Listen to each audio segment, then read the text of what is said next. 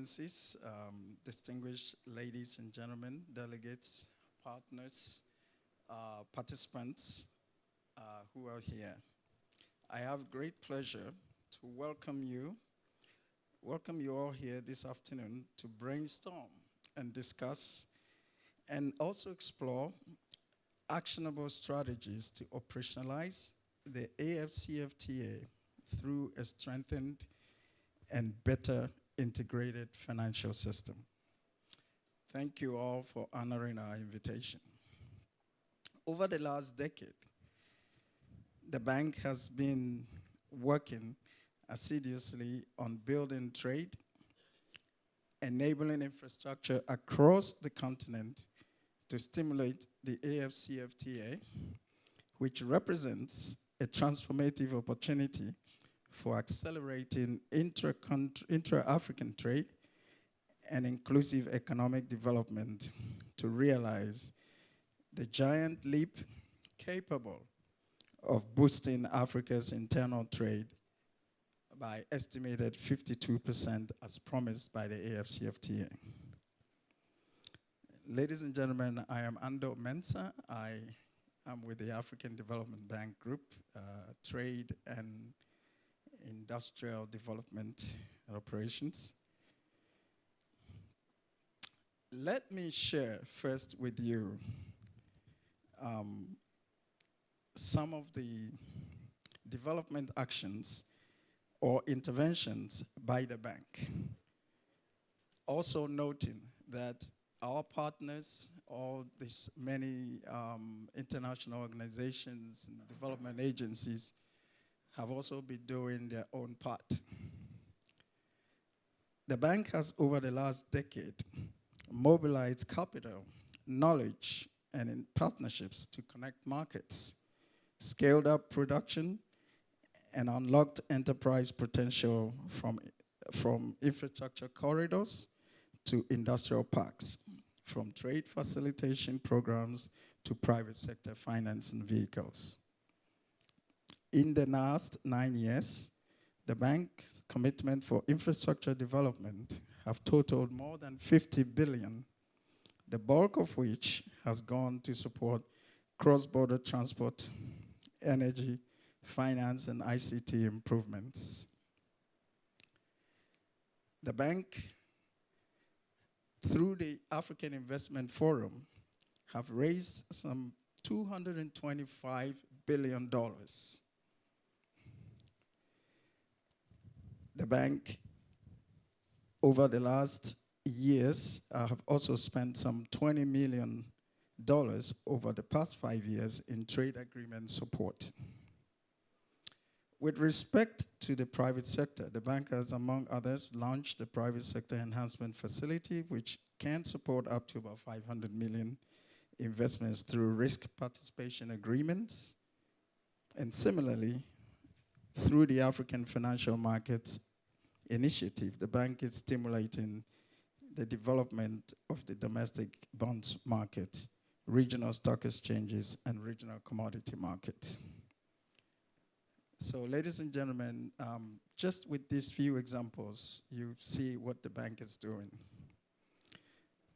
But as we all know, just having a treaty in place to reduce tariffs is not enough. Building the infrastructure alone is not also enough.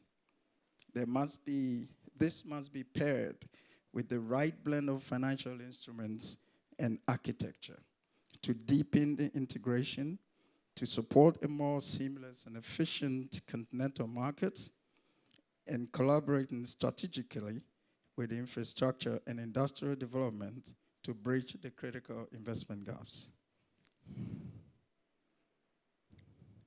We have with us this afternoon Mr. Osman Fall, Director of the Industrial and Trade Development Department of the bank. Mr. Fall will give us a keynote address. Following that, we would have a panel discussion for this brainstorming. Mr. Fall, without any delays, I call you to the podium. Good afternoon. Good afternoon, everyone, and sorry we started late for obvious reason. When the president of the state needs the room, well, we just need to comply and give him the room. But here we are today. Excellencies, honorables, distinguished guests, colleagues and partners, ladies and gentlemen, all protocol duly observed, good afternoon. It is a pleasure for me to welcome you to this important side event at the African Development Bank's 2025 Annual General Meetings. This week, more than 6,000 delegates have gathered in Abidjan to engage to the theme, Making Africa's Capital Work Better for Africa's Development. Today's session is firmly aligned with that theme, as we meet around a shared ambition to make the African Continental Free Trade Area work, not only in theory, but in practice. The AfCFTA is not just a trade agreement. It is a developmental imperative. Africa's most ambitious effort to unite its economies into a single integrated market spanning 54 countries and over 1.4 billion people. If successfully implemented, the AfCFTA could increase trade by $450 billion by 2035, raising average income by 7% and lifting 30 million Africans out of poverty. In 2024, the African Development Bank reaffirmed its strong commitment to the AfCFTA, supporting Africa's regional integration agenda through targeted programs and strategic partnerships. A notable achievement was the expansion of the Guided Trade Initiative, which grew from just 8 participating countries to over 30, thanks to the close collaboration with the AfCFTA Secretariat. Realizing the promise of the Africa Free Trade Continental Free Trade Area will require much more than eliminating tariffs and other free trade agreements. It will demand a coordinating approach of investment in the critical enablers that connect our economies and empower our businesses.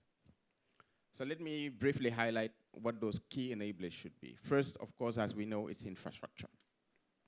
To move goods across borders, we need roads, we need port, rail, and digital corridors that are modern, efficient, and regional.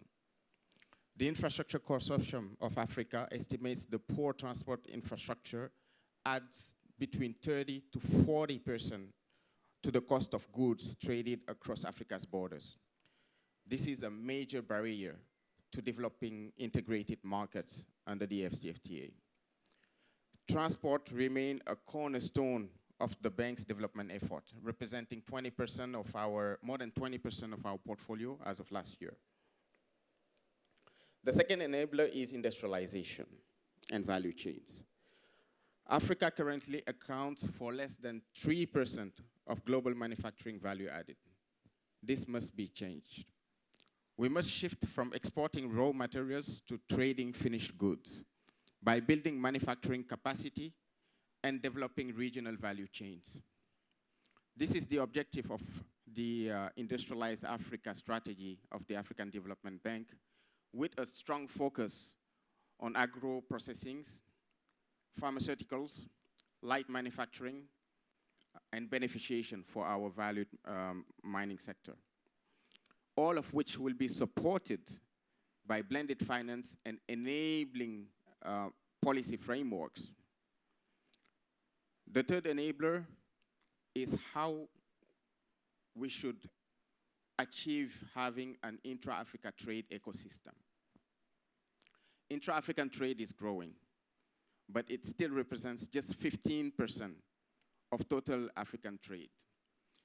If my memory serves me well, I think if you go to Asia, they trade between themselves at 62%. You go to the European countries, it's 67%. In Africa, 15%. There's something that is broken there. Why don't we trade among ourselves? We must remove non-tariff barriers, harmonize regulations, and improve logistics. Crucially, we must also ensure that our small and medium enterprises, which are the backbone of our economies, are empowered to participate fully in cross-border trade. The bank has been a key partner to regional economic corridors and communities, but also to our private sector. Our internal private sector portfolio has demonstrated that the availability of profitable investment opportunities across the continent are there. So we need to support our SMEs. The third enabler is why we are gathered here. It should be a focus on the financial sector as a catalyst. The financial sector is not just an enabler. It is a catalyst one. It is the bloodstream that allows every other organ, whether it is infrastructure, industry, or trade, to function and thrive. Without deep, inclusive, and integrated financial systems, infrastructure cannot be financed at scale. Industries cannot access capital to invest and grow. SMEs will not be able to participate in regional and global value chains, and cross-border trade becomes costly and risky.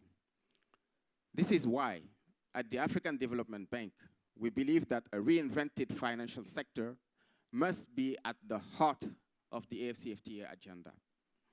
We must build deep financial markets that allow for long-term capital formation and support investment in complex sectors like infrastructure and industry, while reducing our reliance on foreign currencies. We must build inclusive financial ecosystems that mobilize domestic capital and extend affordable financing to underserved sectors, particularly women-led businesses, young entrepreneurs, and rural enterprises. At the bank, we are actively supporting this vision. The bank financial sector continues to support the bank's high five and sustainable financing agenda, extending assistance to African financial institutions to maintain lending to the real sector, and supporting African sovereigns and financial institutions to access sustainable financing. One key example I would like to provide is the approval of a comprehensive support package the bank provided to Standard Chartered Bank, or Standard Bank Group. This includes an investment of $3.4 billion in social bonds, 3.4 billion ZAR, sorry. 3.4 billion ZARs, along with a $200 million trade finance risk participation agreement. The social bond proceeds will benefit up to 4,000 SMEs in South Africa, while the risk participation agreement will enhance Standard Bank's ability to expand trade finance support to local banks across multiple African countries. Ladies and gentlemen, to conclude,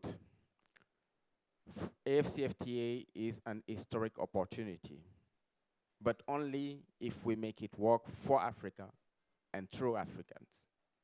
That means bold investments in infrastructure, stronger industrial ecosystems, smarter trade facilitation, and at the heart of it all, we need a strong and inclusive financial system that is integrated and transformative. Today's session, I hope, will not just be a conversation. It is a call to action. Let us use this platform to share solutions, align efforts, and accelerate the financial innovation that will unlock AfCFTA full potential. In closing, I would like to thank our distinguished partners and panelists and the institutions that they represent. The Pan-African Payment and Settlement Systems, Afrexim Bank, our dear sister, and the Central Bank for West Africa, which is better known as BCAO. the United Bank of Africa, and of course the AfCFTA Secretariat.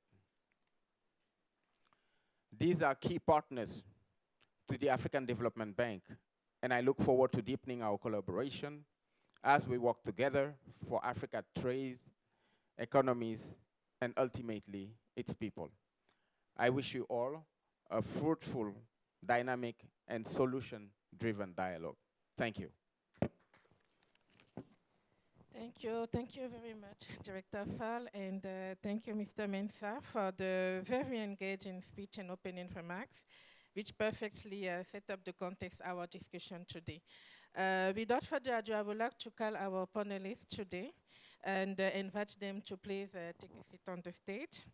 So, Mr. Lamine Hami, Head of the Trade Finance Division at the African Development Bank. Mr. John Bosco Sebabi, Deputy Chief Executive Officer at the Pan-African Payment and Settlement System, also known as PAPS. Mr. Tony Odega, Chief Executive Officer at United Bank of Africa, Côte d'Ivoire. And last, but certainly not least, Dr. Patrick Olomo, Director Economic Development, Integration and Trade at the African Union.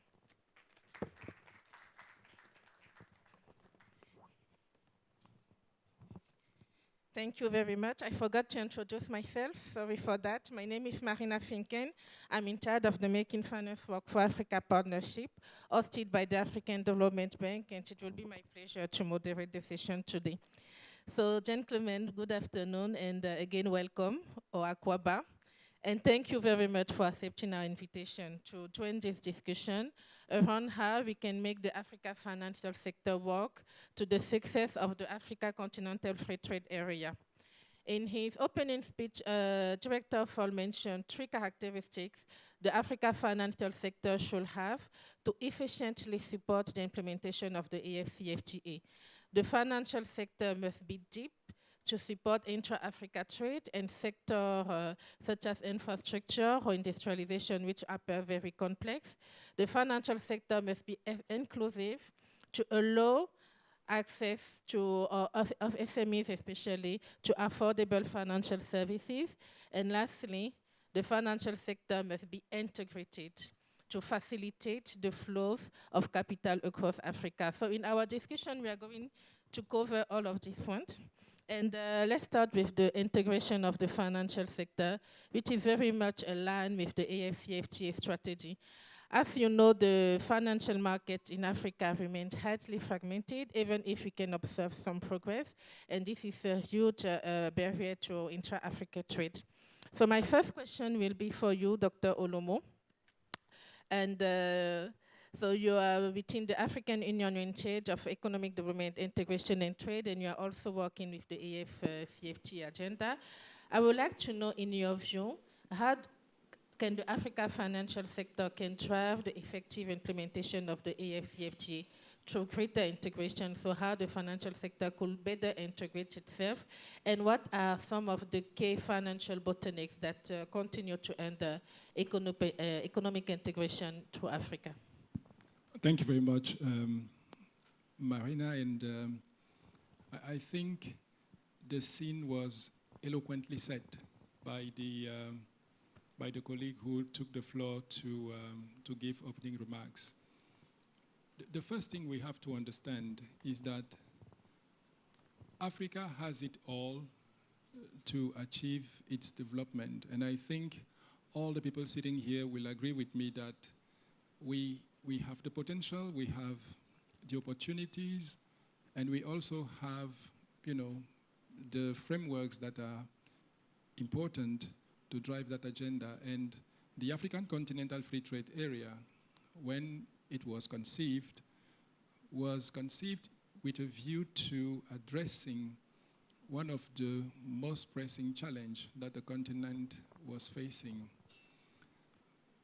We are looking for growth that is, estimated to be between 7 to 10% in the decades that are ahead of us. So the African Continental Free Trade offers that platform where we can bring together the relevant stakeholders that can work to address the challenges that are still, perceived in the implementation process of the African overall continental integration agenda.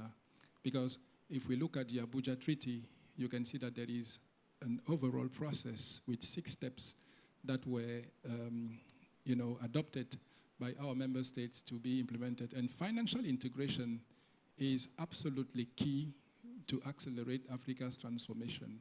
So the first thing is to understand that African financial institutions are key to finance Africa's development and accelerate progress towards the African Economic Community as stipulated in the Abuja Treaty.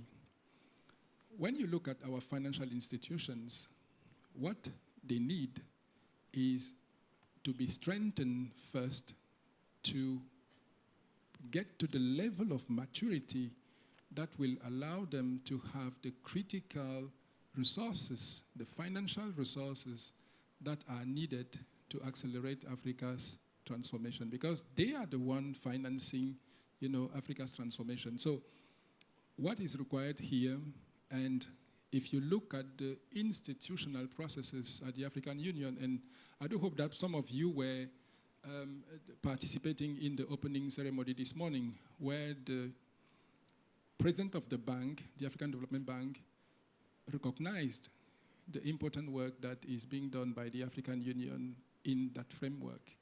The first thing is that our leaders have recognized that our institutions need to be strengthened. Strengthening the institution means that they should have the level and the size that is required to raise resources and to effectively finance Africa's development. And he said also that we should not look, to external support. We should look for that, certainly. But the first support that we need to have is to have stronger African financial institutions. And in that perspective, the African Union is firmly supporting, the replenishment of the African Development Fund. That is our, our development finance window within the African Development Bank to ensure that, the fund becomes much more active in providing concessional finance to our member states, because what we are talking about here is to lower the cost of capital to make sure that our member states can access capital at an affordable and in conditions that are, in correlation with our objectives of transforming the continent. So making sure that, African financial institutions are financially stable and capacitated to finance Africa's development is the first priority. So what they have to do, those financial institutions, to support the implementation of the AfCFTA becomes more clear, because the first thing is to provide financing at a cheap and affordable cost compared to other sources of financing. Secondly, it is to channel financing to the real development needs of the continent. One of those, to make the AfCFTA work, is to finance infrastructure. We talk about infrastructure because these are enablers that will allow us to be able to facilitate the seamless flow of goods and also people that are essential to support that important process. So you can see that they have that role to play, financing infrastructure, but also they have to concentrate their financing in key other sectors such as education, such as health, such as agriculture, and even industry. And if you look at the potential of the African Continental Free Trade Area, which is today a market of 1.4 billion people with estimated size of population that could reach 2.7 billion in 2050. So you can see that it is important to invest in people to make sure that they are able to work for Africa's development. We say this because when you look at the development process in other regions of the world, you cannot develop unless you have those strategic investments, in strategic sectors, education, science, technology, mainly, infrastructure development, agriculture, industry, and the services that are accompanying that process. And if you look at the AfCFTA, you can see that it is a window of opportunity for the continent to take advantage of, because that is where our future and the future of our growth is actually, to be tapped. So it is important to play that role. And just to conclude on financial institutions, we should not forget that the African financial architecture is not yet complete. And it is always an opportunity for us to call for the establishment of the financial institutions that are in the Constitutive Act of the African Union. We have the African Central Bank. We are working with the African Association of Central Bank, and I can see that the Executive Secretary is here. To establish the central bank, we have the African Monetary Fund, we have the Investment Bank, and we also have the Pan-African Stock Exchange, which are critical to make sure that we equip the continent with the right financial institution. Thank you. Thank you very much, Dr. Olomo. So So I understand that for you, the very first priority will be to strengthen African financial institutions so they will be able to better support various stakeholders. And I think we have a good representation of some of the key financial institutions here in Africa. So if I will still remain on this topic of really the integration of the Africa financial sector in itself, I know that this is a key priority of the African Development Bank, especially under the new 10-year strategy. So I will turn to you, Mr. Lamé. Could you please explain us how the African Development Bank is supporting the integration of the Africa financial sector, financial system, and also capital markets? And if you could also please highlight some of the key programs and initiatives that have been put in place by the African Development Bank to support the integration of the financial sector. Thank you.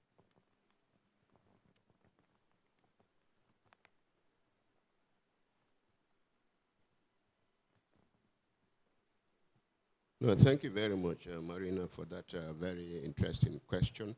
I mean, and it's good to be here because I think this is a very topical issue, given the importance of the continental free trade area for the continent. But generally, what I would like to do here is actually to situate this, to give some historical context that sometimes is missing, and which I think is very important to understand where we are today and where we are going. And I usually call it the grand master plan of the forefathers of Africa. And you've got to go all the way back to 1958 with the setting up of the UNECA. At that time, only a few countries on the continent were independent, and Ghana and Ethiopia played a significant role in setting that up. I mean, urging the United Nations to set up an agency in Africa, to focus on Africa, to actually bring the convening power of Africa together, to help in policy analysis and in dialogue. That's actually where it all started. And then, of course, in 1963, then we had the OAU that was set up with the ultimate objective of bringing about political integration on the continent. It's actually an end because there are so many steps in between to get there, but we actually started with the OAU in 1963. Of course, now it's called the African Union. And then a year later, the African Development Bank was born. It was set up actually by the OAU to develop and to promote economic and social progress on the continent. This is very important because it's one of the pillars of what the continent is supposed to do. And then, of course, in 2018, we had the AfCFTA being set up to bring about trade integration on the continent. So if you look at it, you have all these four strands coming together in a big plan to integrate the continent politically, economically, and trade-wise. In the interim and in between, then you have the RECs coming in, the regional economic communities and blocks being built in the 70s, and also some of the significant regional DFIs that we are talking about today. Usman mentioned some of them, like Afri-Exim Bank, ATI-DI, ATI, they all got set up, all in the process of actually bringing about integration and supporting the continent. And we were really not left out in that at all as an institution, because many would perhaps know that it was actually the African Development Bank that set up the Afri-Exim Bank in 1993, again at the behest of the AU. So we did the studies in 1990, eventually set it up in 1993. We were a founding shareholder. We actually seconded staff to Afri-Exim Bank to start it going. And from that day to now, we've provided more than $1 billion of support to Afri-Exim Bank, which today I think is a huge success story for the continent in terms of the trade they do. On an annual basis, this is an issue that now does more than $20 billion of trade support on the continent. In 1985, we also support the setting of PTA Bank, which is now TDB. AFDB was actually an anchor shareholder, a promoter of TDB, which then was PTA, the Preferred Trade Area covering the Eastern and Southern Africa region. And I think today we are all proud of the success that TDB has achieved. Again, with ATI-DI, we were not an instant shareholder, but in 2015 we joined ATI-DI and so to support them with equity, and subsequently we provided them a lot of support. Over the last few years, we've put in about $100 million to support 7 African countries become members in ATI-DI. What this has actually done is to unlock at least $7 billion of insurance cover exposure in these countries. So at the institutional level, this is what we actually did, Maria. But when you look at AFDB ourselves, we've done quite a lot. If you speak about trade finance alone, so this was set up in 2013 to basically complement what the other regional DFIs were doing, to bring our own firepower, our balance sheet to bear, our AAA rating, which helps to unlock a lot more capital and to mitigate the risk on the continent. So that was set up in 2013, and so far we've supported more than 170 banks on the continent in 35 countries, and we've done well over $12 billion of trade. And 20% of that, 2.7 billion, is actually intra-Africa trade. So we're actually trying to do a lot in that space to support the continent. The gap on the continent in trade finance, about $81 billion per annum, is quite huge. So it requires a lot of collaboration, cooperation with many players. And in this process, what we've also focused on, and it's been said by others, that regional DFIs are key. But beyond that, you also have the regional financial institutions, the likes of UBA, the Standard Bank that Usman mentioned, and so on, who play a significant role in intra-Africa trade, who have a wide footprint on the continent. And so in our program, in trade finance, we focused on these ones. How do we build their capacity to become bigger and better confirming banks, to be able to take the place in some cases, because we know there's a lot of attrition, receding of global banks from the continent. How do we prop up regional commercial banks to play a bigger role in supporting Africa's development and in supporting Africa's trade? We think that's very important. And just to wrap up in this, I think it's also important to note the sort of thought leadership role we are playing, in particular in trade finance, through our trade finance surveys. That has become the touchstone of the industry. Everybody quotes it because it's been very rich. There wasn't one before our program was set up. Now we are in the 4th series, and it's working well. And we're also building the capacity of local banks. Over the years, we've trained more than 500 staff of banks on the continent. Again, all geared towards strengthening them, as my colleague has said. These banks need to build liquidity and capital buffer. They need to have better risk management systems in place. And for that to happen, we need to work side by side with them, build their capacity, provide them with necessary liquidity, and help them mitigate the risk, either through the guarantees that we provide or just the technical capacity building that we can give them along the way. There are so many other things that the continent we've been doing in other areas. We've spoken about transport infrastructure, and I think we've done more than 20 billion, but in total, Ando mentioned 50 billion, which also includes energy and so on. So a lot is being done in an integrated fashion within AFDB to actually strengthen the financial systems across the continent, but also look at how infrastructure can be built. Thank you very much, Lamine. I think your answer gave really good example of how to strengthen financial institution in relation to Dr.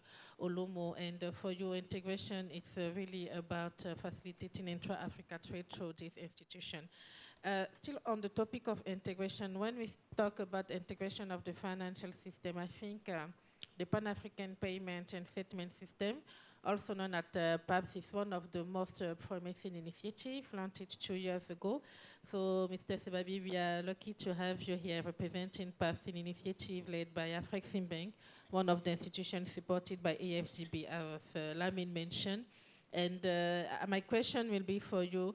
I know that many people in the audience are already familiar with PAPS now, but I would like you maybe to remind us how PAPS address these challenges of limited capital mobility and high cost in cross-border transaction.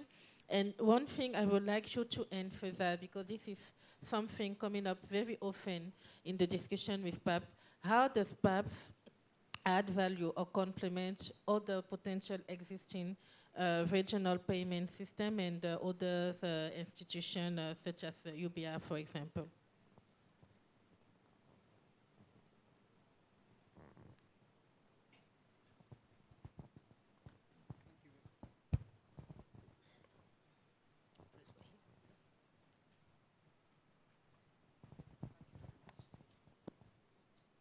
Thank you very much. It's okay? And let me also thank the AFDB and thank you very much. Let me first of all thank the AFDB for organizing this side event, and for you, Marina, personally, for working with us through making finance work for Africa, and we become great partners. Before I answer directly your question about what we are doing to be able to integrate Africa, let me just take a step and lay context to the whole theme of advancing Africa's development through integrated and efficient financial systems. First of all, what do we mean by financial systems? A financial system is a network of institutions, markets, infrastructure, and sometimes also procedures. So this so as to be able to support or facilitate the flow of funds from individuals to individuals, from governments to governments, or from entities to individuals. So this is a whole network that helps do that. And for the sake of mobilizing savings, allocating capital, and transmission of payments. So once you have a network of institutions and markets being able to do that, then that's a financial system. Now, secondly, what's an integrated financial system? It's having all those institutions and markets and infrastructure interconnected to be able to do the above, as I mentioned, allocate capital, mobilize savings, and transmit payment systems. So this becomes an integrated financial system. However, is being integrated efficient? What do we mean by being efficient? Is to be able to reduce cost, to be able to transmit payments or mobilize savings or allocate capital in real time or instantly, and to be able to also, in payments, mitigate the settlement risk. So this is what brings a whole integrated and efficient financial system. To date, we can say that all over the world, financial systems or payment systems are actually integrated. But are they efficient? No. Because if I'm going to send a payment to you, Marina, in Abidjan, from Cairo or from Zimbabwe, it has to take a trajectory, a flight to Europe, a flight to US, and then you get your money in Africa. So there are some gaps. And that's where now the payment system comes in. And maybe now, particularly, let me talk about payment systems. Let me leave capital allocations. Let me leave mobilizing savings. But all these, the plumbing the foundation is payments, because if you're mobilizing your savings or allocating capital through capital markets, you need to pay. So probably, I think the economics of last year, in one of the months mentioned that probably the most important economic activity one or companies do is make a payment, because either you're receiving a payment or you are making one to somebody. My colleague mentioned about OAU in 1963. In one of their resolutions, they said that Africa needs a clearing system, which is a payment system, its own clearing system. This is 10 years before SWIFT came in place, 1963. SWIFT was came into place 1973. So our forefathers were foresighted and say, well, Africa needs a payment system. So what are we doing at PAPS to be able to do what you asked me, Marina? How are we implementing this? And first of all, let me also mention that PAPS is not here to cannibalize regional payment systems. We have 8 economic blocks, if I'm right, I think there are 8. Each of these has got a particular payment system. We have SADC with SADC RTGS. We have East Africa with the East African payment system. We have COMESA with a regional payment and settlement system. We have ECOWAS that's trying to build one. We have the WAMS region didn't have one until we connected all of them. So there are many payment systems, but they work in silos.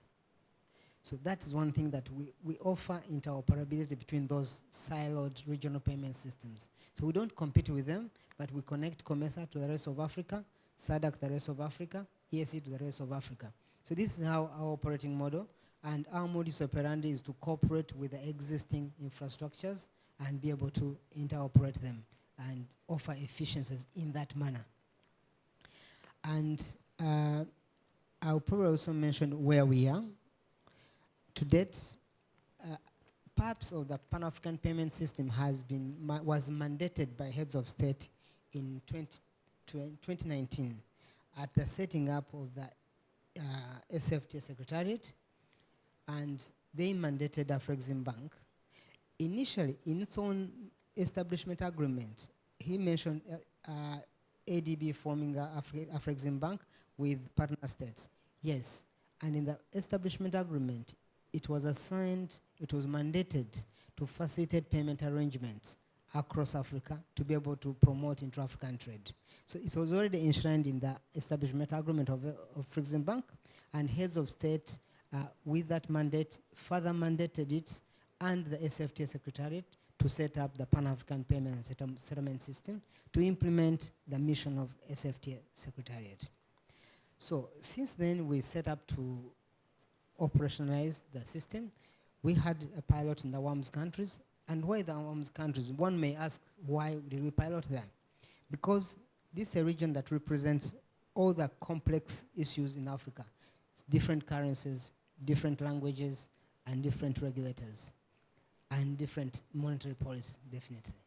So we began there, and we had a successful pilot in there. So since then, we have signed up 16 central banks, and 15 central banks, and we operate in 16 countries. One country has said, well, operate in my market with my banks as I look into the agreement so that we don't take time. So that's where we are, and we have a network of about 150 commercial banks. 90 of them are technically connected, and the others are on the journey to be connected. And what's the roadmap? The roadmap is that we have now have a great partnership with the Association of African Central Banks to be able to now talk to all central banks together. We are partners with them. We make presentation to their Bureau of Governors, and from what the Executive Secretary informs me, now the partnership is going to become deeper. They are going to issue a criteria on where we can be established as a continental payment system, and how we can now closely work with them as the regulators. So in brief, this is where we are, and that's how we do facilitate the AfCFTA and the other payments, regional payment systems all over the continent. Thank you, Mr. Sebabi. Indeed, we are really important in it too. We already have a round of applause to clarify the interconnectivity and relationship with existing payments. So when you mentioned the key outcome you achieve, I think you mentioned that you already have 150 commercial banks partnering with PAPS. And Mr. Odega, I believe United Bank of Africa is one of them. And you know, when speaking about the efficiency, you really emphasize the efficiency, not only integration, but efficiency of the financial system. And we need to rely on strong financial institutions, especially regional champions, such as United Bank of Africa, one of the most important banking group operating in 20 countries, if I'm not mistaken. So I assume that this Pan-African presence it's an important tool for you to serve entities operating across function, and you also sign with PAPS. So could you explain us first how you leverage on your Pan-African presence, if there are some challenges that you're facing, and also on the PAPS, the collaboration you have with PAPS, how does it bring values in addition to your Pan-African presence? Okay, thank you, Marina, for giving me and UBA, United Bank for Africa, the opportunity to come and discuss with regards to this burning issue as we as a continent strive towards regional trade excellence. I send my respect to my fellow panelists with whom we have been working with to achieve this objective of improving and increasing the regional African trade, intra-African trade in the continent. Before I start, I just put into, let us know what and how UBA is. United Bank for Africa is currently operating in 24 countries in 4 continents, 20 of which are in Africa. Globally, we serve 45 million customers. And in that, on a daily basis, we carry out billions of transactions in volume in terms of trade. Now, these are trades that go outside the continent and within the continent. Just like the keynote speaker has alluded to us, the fact that intra-Africa trade is only 15% as compared to other continents. Again, why have we decided to, pursue and support the initiative of improving intra-Africa trade? I'm sure all of you will know my group chairman, Mr. Tony Elumelu, CFR, who is an Afro-capitalist. He believes that we as Africans will be the ones to develop Africa. And when we look at the transactions that go, out, we have more value in intra-trade than trades going out. Whereas the reverse is in the case in terms of the volume of transactions. Hence, UBA decided we would support and work with the initiative. First off, we collaborated with the African Continental Free Trade Area to secure a $6 billion funding for SMEs. This $6 billion funding was shared amongst all 20 subsidiaries that UBA operates in Africa, including Nigeria. Now, these funds were supposed to be, made available for SMEs, small and medium-scale enterprises that are in 4 main categories, which is the first phase. These categories are the agro processing, automotive, we have the pharmaceuticals, and transport and logistics. You know, there is a reason for each of these sectors to be selected in the first phase. I mean, one of the panelists talked about, you know, when you fund these SMEs, but for them to be able to move around, you need good roads. That is why we're focusing on transport and logistics, you know. And also in terms of free movement of funds, that is why PAPS has come in. So when you look at this as a whole, UBA has decided that we would, in all ramifications, support and practicalize it. As of today, we have given out a total of $1 billion in terms of facilities within these 4 sectors to ensure that we're able to facilitate. Now, apart from that, it is not just having the funds. We know the peculiarity of the small and medium-scale enterprise, the high risk there. We went ahead to secure partnership with African Funds Guarantee, African Guarantee Funds, to be able to activate a $100 million facility to guarantee the SMEs that we give facility to. This, we're able to, you know, reduce our risk and be able to have that, you know, the strength to go into this market. Again, in collaboration with PAPS, the Pan-African Payment and Settlement System, we have pioneered the deployment of PAPS, especially in West Africa, in countries like Nigeria, Ghana, Liberia, Sierra Leone, and Guinea. And in the next few months, we're talking about Zambia, Uganda, and Kenya coming on board. So in all this, what we are saying as UBA is we have tried to put in a lot of mechanisms in place to ensure we facilitate the intra-African trade. And working with our collaborators, we've been able to, you know, go a long way to activate this. Thank you. Thank you very much, Mr. Odega. You mentioned how you support SMEs, which indeed is an important point, knowing that they are the essential of our African economies, and it's also important to discuss how we can better support them in an integrated value chain related to AfCFTA so that they can seize the opportunities. Maybe I will stay with you and then we will take some time to answer the audience question. Just on this topic of supporting SMEs, and you mentioned the funding that you had for the AfCFTA.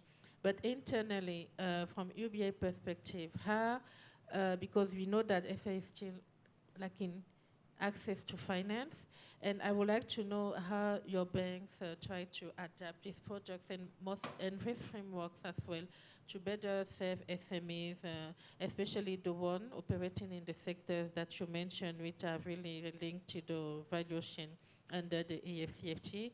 And then I will also let the other panelists, add other comments on this topic of supporting SMEs into global value chain.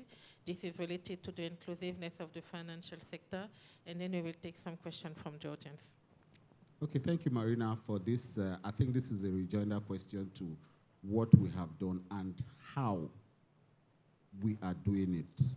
Just shortly before we went into the partnerships that I mentioned, the bank noting that it is very important. You know, the SME business is one that banks shy away from.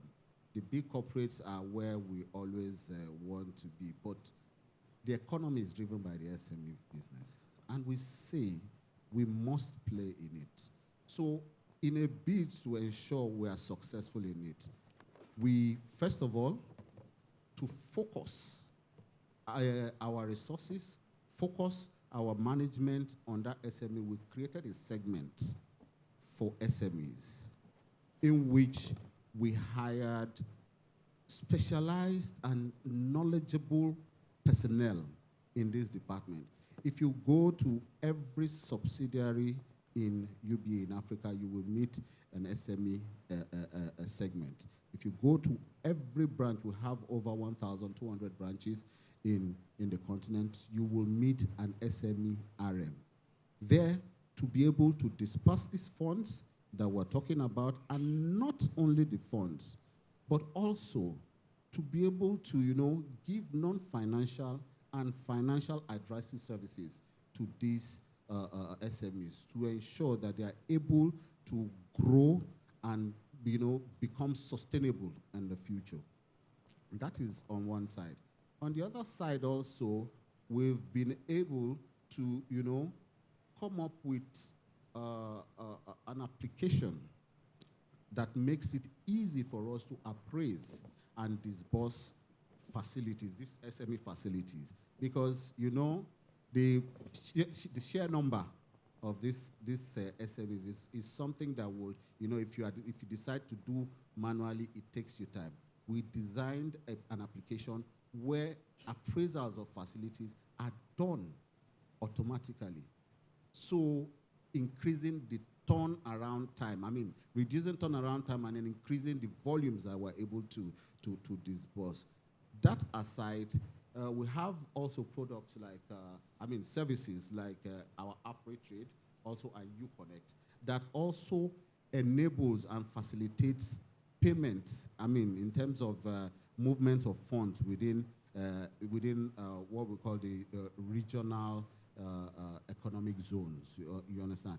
So as to be able to make, there is nothing, to ensure that this intra-African trade is successful, there should be free movement of funds also, and as well as people. So those are the things that we have done to support and ensure that this initiative is a success. Okay, thank you very much. And I think this is well aligned with what you said, Mr. Drame, in supporting commercial banks and with de-risking solution. You alluded to some of one at the AfTB. Can you maybe give more details on how you support commercial banks such as UBA so that they will in turn better be able to better support SMEs operating in trade and some of the trade finance solution within the African Development Bank with still this perspective of enabling SMEs participation in regional value chains?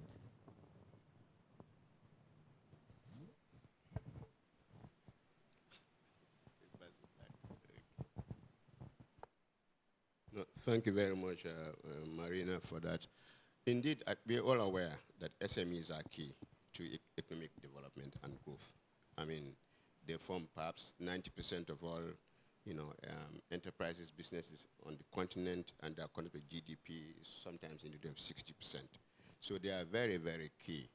But it's also clear that as a huge institution, dealing with SMEs is not all that straightforward. So you've got to be very strategic in how you can support them.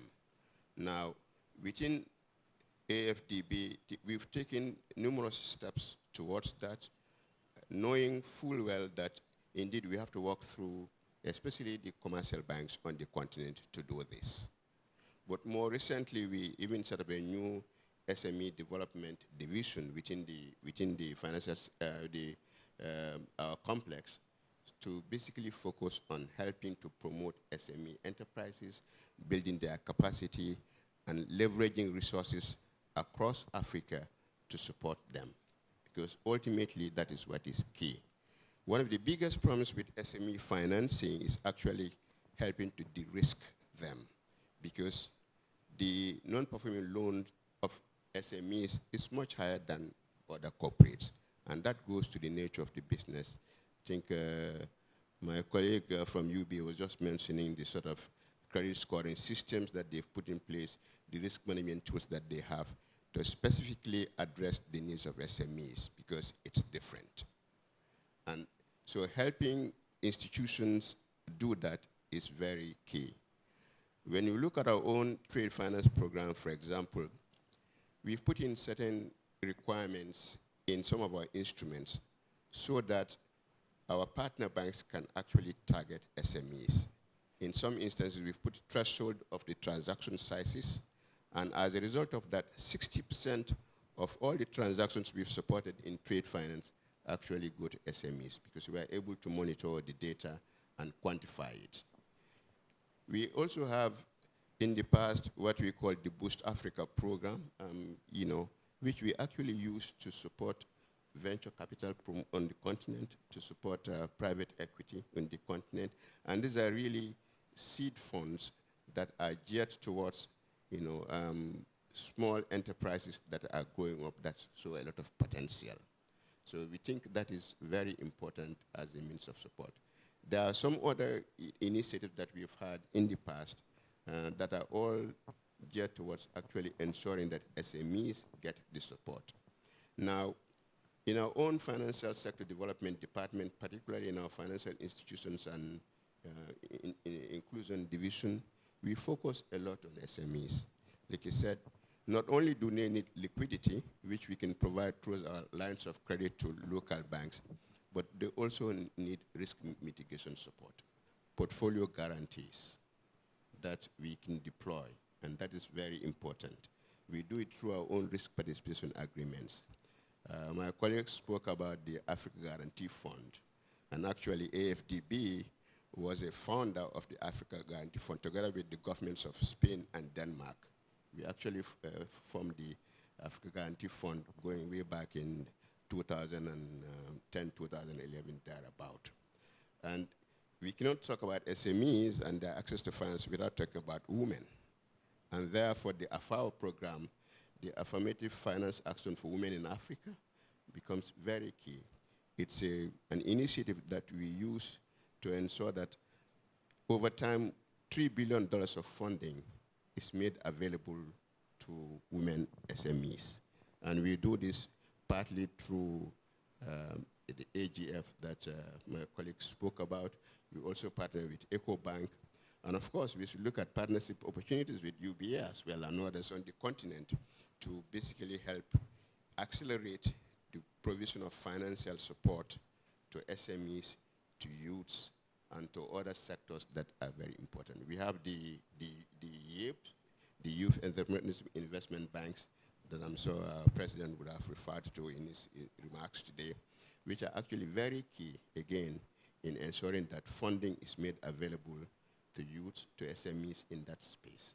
So there's a lot to be done, but we realize it can't be done by ourselves alone, and mostly it has to be intermediated through the financial sector.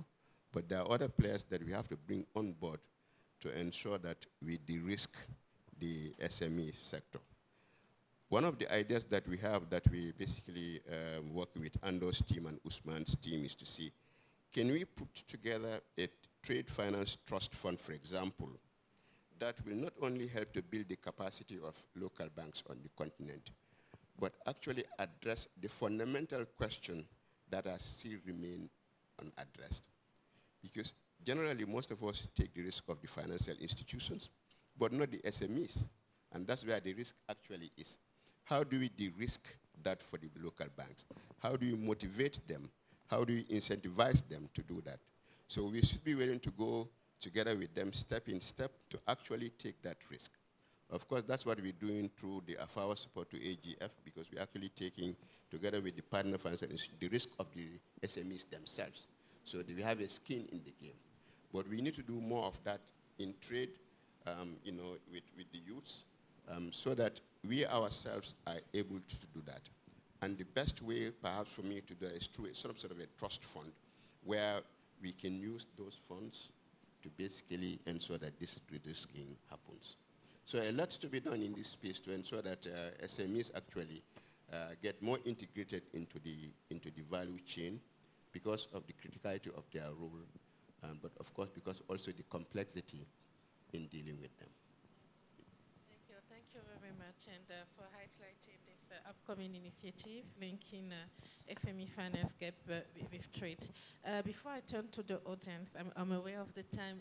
Mr. Sebabi, I don't know if you have any comments. Is there some kind of SME lens when designing PAPs and you know, reducing the cost for SMEs transactions? Do you have some comments on the supporting SMEs into global value chain? And then I will also ask Dr. Olomo for last comments before taking questions from Jordan.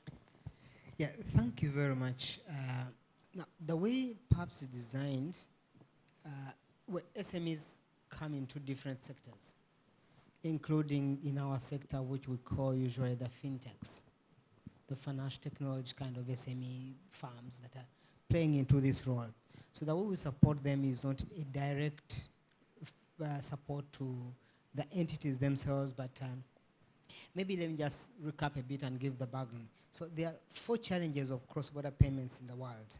One of them is cost, which you deal with by having the lowest cost in PAPS, transparency by having very few touch points, speed. We are an instant payment system. That means if you're sending money, your account is debited instantly and their recipient is credited instantly. So those are 3. Now, the other one that touches SMEs is access. In today's kind of payment systems, you have them serving only maybe the banks, the UBAs of this world. But how do fintechs benefit? So what we do, our membership and participation is a tiered approach. We have central banks, we have commercial banks that are well regulated, but also access or give access to fintechs to work with a bank. So we give them, recommend them to UBA, work with UBA, and then we give them the access for their clients, the instant payment system that we offer. So this is how we do offer the service, our services to SMEs and fintechs. Maybe if I may also touch on how we work with UBA, since I have the microphone. We are now speaking to the BCAO, the central bank, to be able to serve this region and be able to serve him as well, because he knows what we are doing with the UBAs all over the region, but maybe the audience must be wondering why I didn't talk about Ivory Coast, which he serves. So we are working with the central bank in general to serve this whole region. So then we can now serve UBA Ivory Coast better. Thank you. And last question for you, Dr. Patrick. Maybe I will just transform it a little bit, because in many ends, the role of central banks and the regulatory frameworks can very often. So I would like to know what will be your perspective on that, the role of the regulator cooperation with central banks in having efficient financial system able to support SMEs participation into regional value chains. Thank you very much. The first thing I want to say is that we had a meeting last week where we discussed with central bank governors, and I think the ACB executive secretary can elaborate on that. We had the opportunity to discuss about the Pan-African payment and settlement system, and I think we need to have a trilateral, to discuss the way forward. What we have to understand, and what I said to central bank governors, is that their role in strengthening Africa's financial systems is absolutely essential. And what the African Union is stressing is that there is no time for us to have endless discussions, on critical issues that are relating to financing Africa's development. The time is now. So the implementation of PAPS is now. It is not tomorrow. Because PAPS have an absolutely important role to play. Let's take intra-African trade that we are estimating today at 18%. Why are we at 18%? First, because we are not producing the goods that are essential for the consumption of our citizens. As I said, institutions that are here, the African Development Bank and all the other institutions that are part of the African Alliance of Multilateral Financial Institutions that we launched in Addis in 2024, those institutions, Afrexim Bank, are absolutely important to play a critical role in financing Africa's transformation. And when we talk about transformation, we look about the issue of regional value chains. Those who know what we did in 2022, I think you were there, we organized the first ever African Union Summit on Industrialization and Economic Diversification, where the issue of regional value chains has taken central stage. Why? Because we have discovered that if we are not able to interlink our economies in terms of regional value chains, Zambia and DRC can produce some goods, Ethiopia, Kenya, and maybe Sudan can also work together to produce some goods. We will not be able to integrate Africa because we need to create trade. And creating trade means that we need to work with SMEs. And I would like to really appreciate what my co-panelist said in terms of what needs to be done to unlock the potential of SMEs, because they are the essential partners of all institutions here and our governments to ensure that we are able to accelerate the implementation of the AfCFTA. And in that respect, the first thing we have to do is to push forward the agenda of the reforms of the business environment that we started decades back.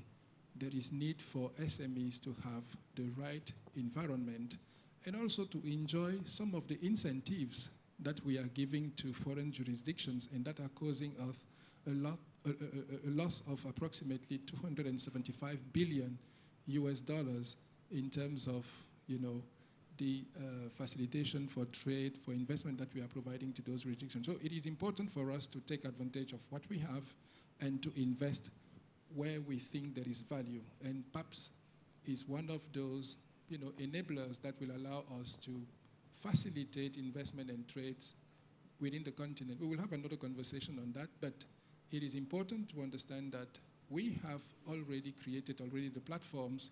The only thing that we need to do is to implement, as we usually say. So time is for implementation, accelerate implementation for us to be able to meet the target and the deadlines that we have set ourselves to meet. Thank you. Thank you very much. Before we wrap up, I would like to turn to the audience now. Oh, wow. So I don't know if maybe, lady, could you help with passing the microphone? I apologize in advance because I don't think we will have the time to address all of the questions, but we will do our best. Please be very straightforward in the question. Question, not comment. Thank you.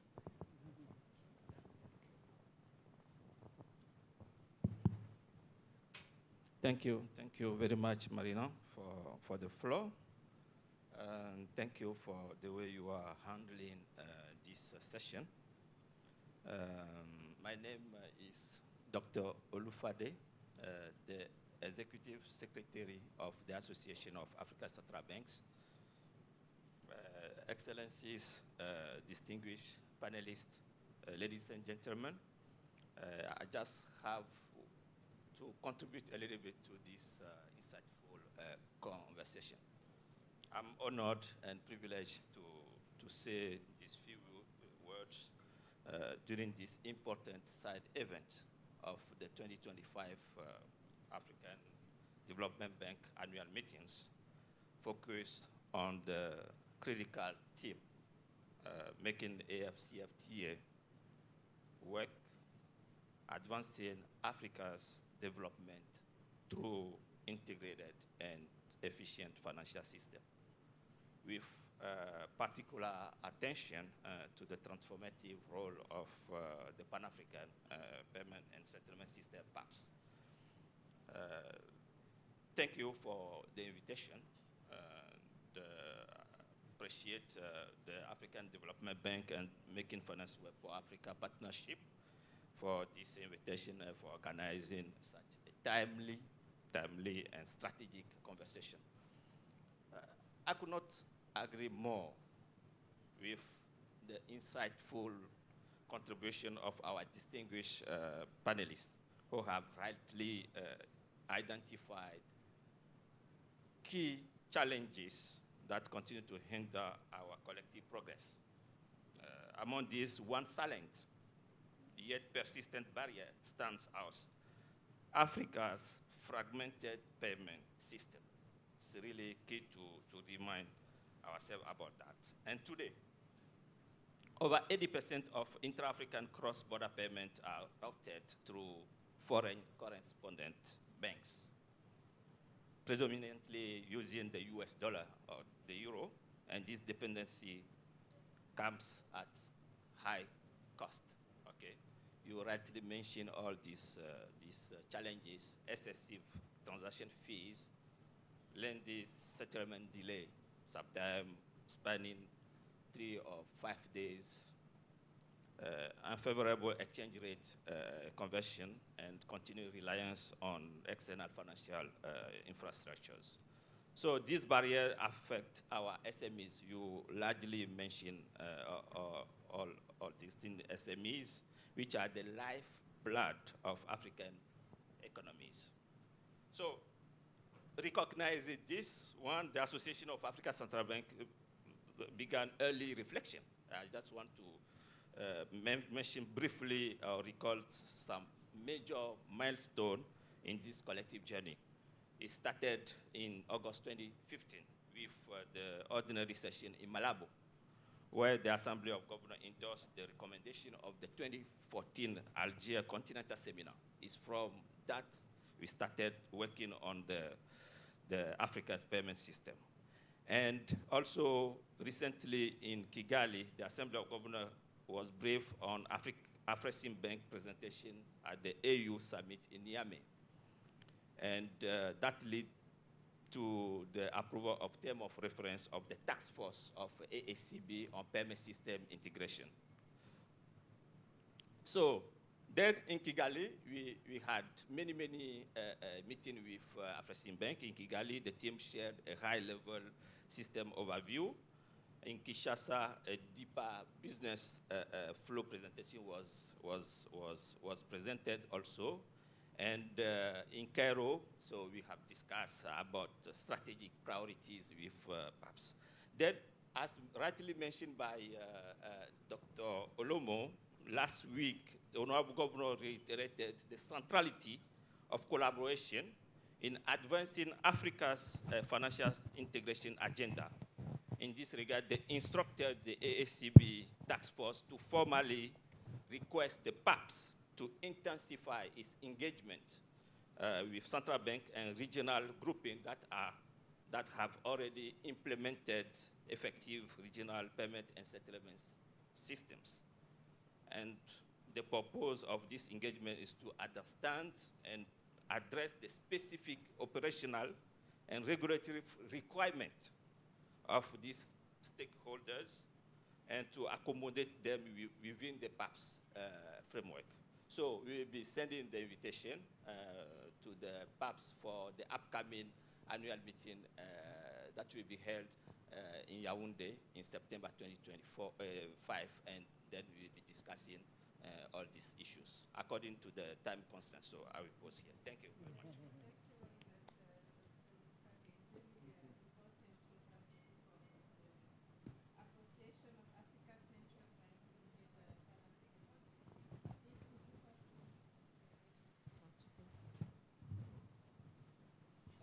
Thank you very much. I am Dr. Amani Asfour, President for the Africa Business Council, which is established by the heads of states within the same decision of establishing the AfCFTA. So it's the voice of the African private sector. And as my brother said that everybody's working on silos, we made sure that the Africa Business Council board members are COMESA Business Council, SADC Business Council, East Africa Chamber of Commerce, West Africa Chamber of Commerce, Pan-African Chamber of Commerce. So it's the continental body of the private sector.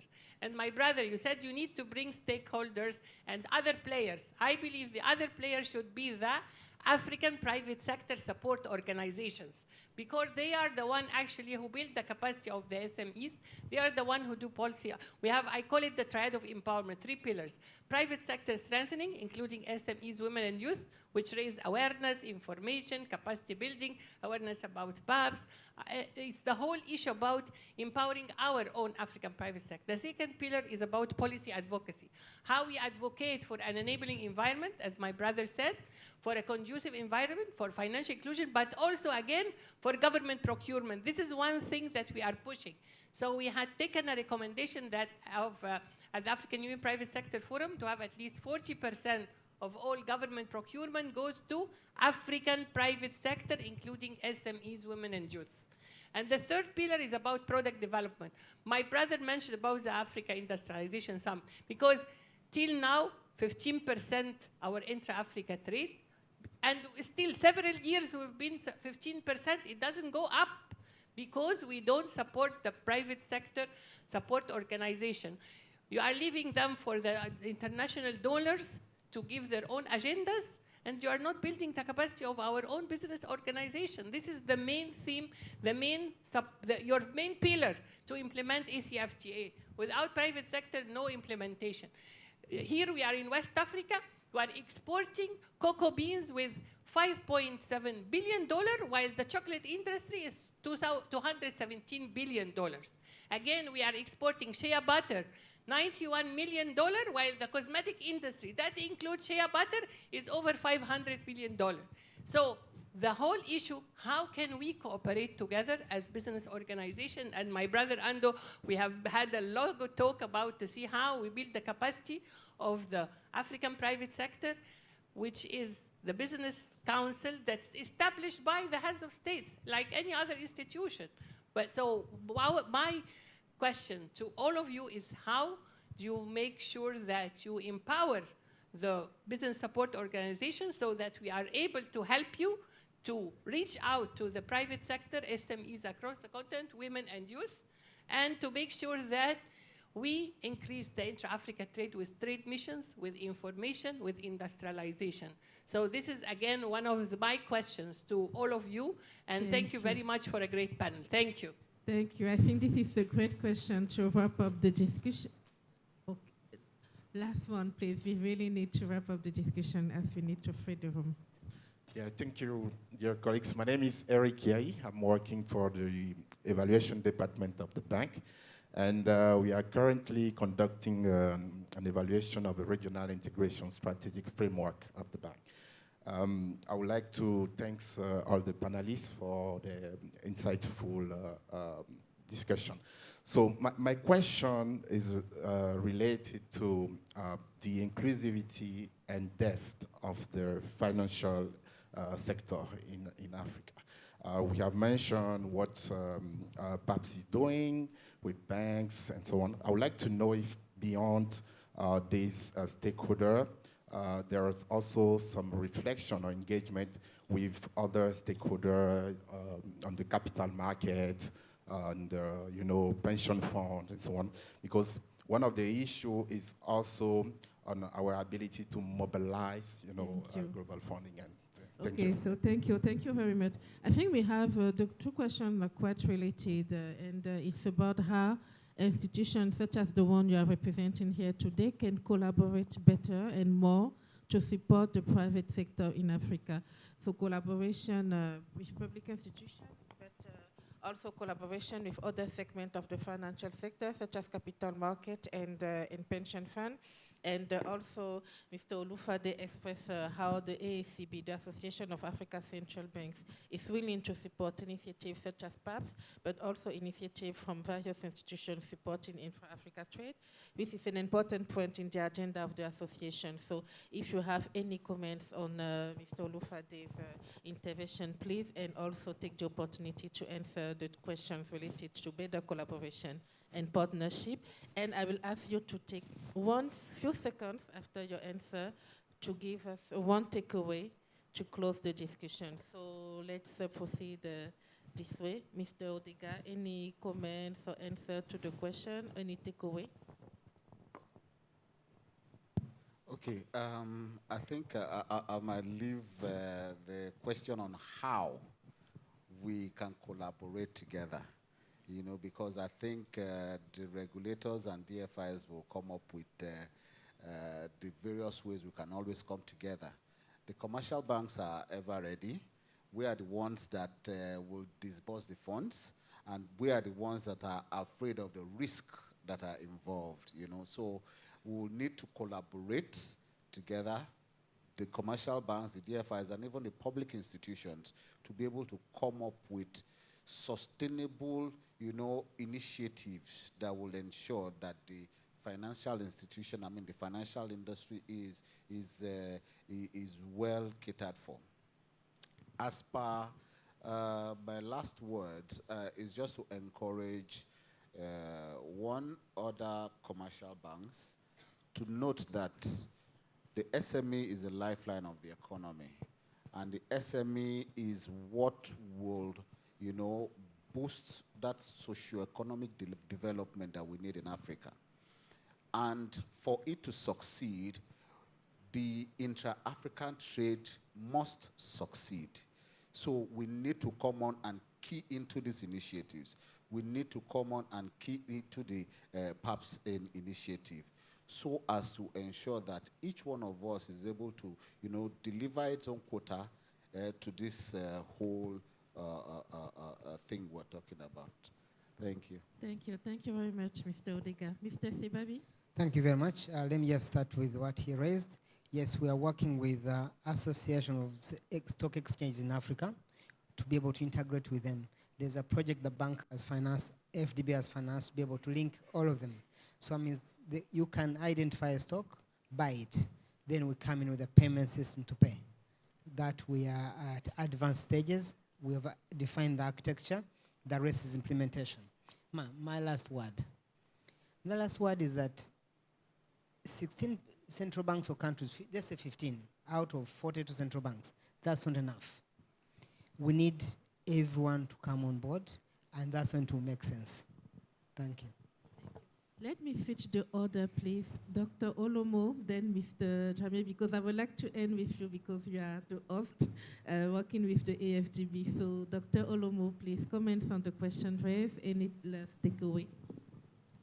Thank you very much. I think we can see that there is a process forward in terms of strengthening Africa's financial architecture, because that is our aim, to have a stronger African financial architecture that can respond to the needs of the continent, but also equip the continent with the capabilities to face the extremely volatile environment in which we are today.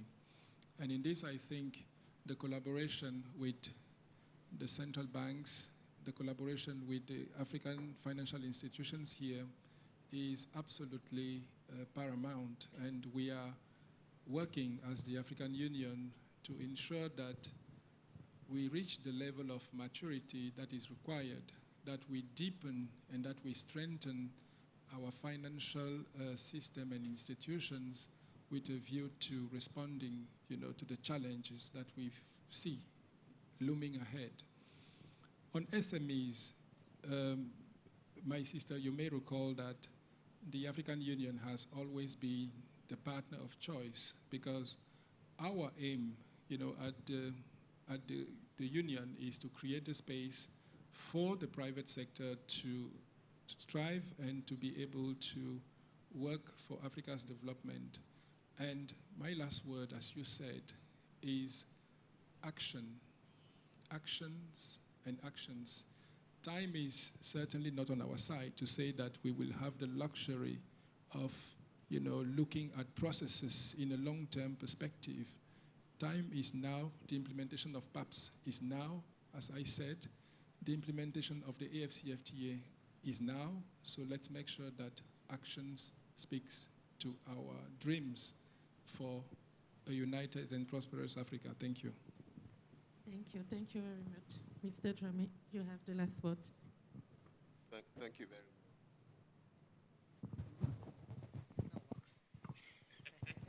We've been exchanging the mics. No, thank you.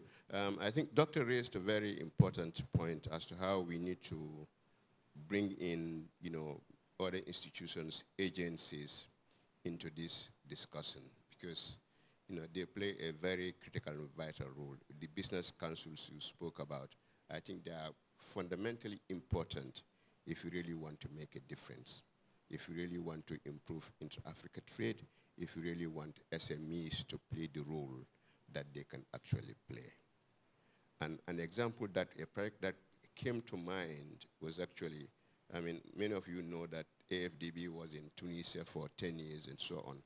And as a student of international economics or international trade, and as a practitioner of trade finance, it's always fascinating to see what is going on in the supermarkets. And I went to the supermarkets in Tunisia and, bought some bananas and had to look at where the bananas came from. Ecuador, Chile, Costa Rica, Brazil, as he's saying that way. And then I was fortunate one time to go to France and went to a supermarket and bought some bananas and looked at the bananas. Where did they come from? Cameroon and Ivory Coast. But here within Africa, Tunisia is importing bananas from Latin America, when actually, you guys know it, the bananas from Cote d'Ivoire, you can't beat it, right? But no, they are not in the supermarkets. And then the question is why? Is it because of infrastructure? Is it because of tradition? Is it because of culture? Is it because of absence of information? Sort of having those trade shows, those meetings, those, to go, perhaps, but you don't know. But then you begin to wonder if something as, quote unquote, as bananas that can be easily traded within the continent aren't, how do we really want to move forward? So that becomes something, it stuck in my mind. The second one was, I'm from the Gambia, and I had a Gambian brother who actually, basically relocated to Cote d'Ivoire and wanted to bring his motor vehicle from the Gambia, which by air is 2 hours from here. I don't know how long it will take by sea. It took 2 to 3 months for the vehicle to come here. You know why? It went to Tangier in Morocco, Tangier, before it went all the way up north to come back down south, then to Cote d'Ivoire. So in essence, I think there are so many strands, so many areas to look at. Infrastructure is one, but AFDB is doing a lot in that space. We're actually connecting countries in so many ways. You look at the Nakala corridor that we're doing. You look at the Senegambia Bridge, that's basically in a way linking trade between Senegal, Gambia, and Guinea-Bissau. You look at the Rosso bridge that's linking Senegal and Mauritania. You look at the Abidjan-Lagos corridor that's being built. You look at the standard gauge railway in Tanzania that's connecting Tanzania, Burundi, and DRC, a $1 billion PCG that AFDB sort of facilitated. So a lot is being done to really support the continent grow and trade with itself. But as my colleague said, it is now. On the capital markets, I think it's no gainsaying how important it is that we raise long-term capital for the continent. And for AFDB, as John indicated, we were pivotal in coming up with what we call the African Exchanges Linkage Project. That is linking 7 of the big exchanges on the continent. And through that, eventually we're increasing it to include others, but we started with 7 in phase 1, which account for 90% of market capitalization on the continent. If you can really get those ones to work together so that there's cross-border investment, I think that will go a long way. I think it was also Ando Usman who spoke about the Africa domestic, that bond fund, right?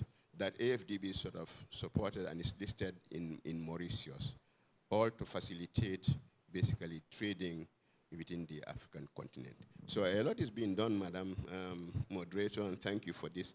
But we just have to keep going.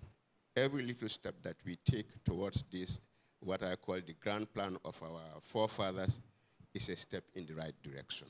But we have to continue doing it. We cannot look back. We've got to go. I mean, you know, everybody's counting on us. As our president said, you don't eat potential. You really have to now dig deeper, work hard, and make Africa progress. Thank you. Thank you very much. And thank you to our speakers. And I understand we need steps, we need action. Whatever action you are taking, remember, Making Finance Work for Africa is here to support you. Advocating for the development of the Africa financial sector is what you are doing. Thank you very much for your patience, and I hope you enjoyed the discussion. Thank you.